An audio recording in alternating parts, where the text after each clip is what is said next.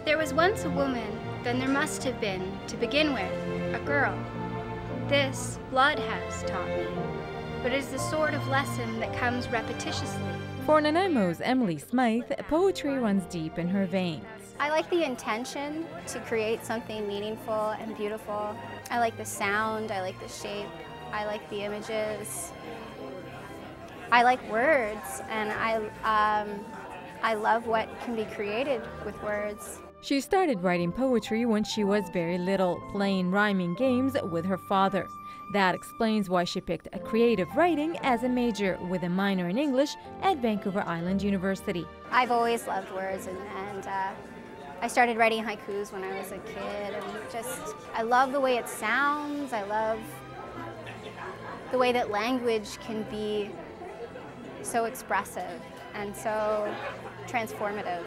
Following up on an idea by faculty member MARILYN Bowering, Smythe helped launch a new website called Poetree, showcasing poetry at VIU. It's an online site where students of VIU and faculty and staff are invited to submit poems, and selected poems blossom on the tree once a month. So it's basically a place for people who are interested in poetry or either write poetry or are interested in reading other people's poetry to come and have a sense of community together. The idea came from traveling around the world and finding trees in different places, like at the top of the Fairy Hill at Aberfoyle, or the Glastonbury thorn tree, to which people had tied messages, poems, and little prayers.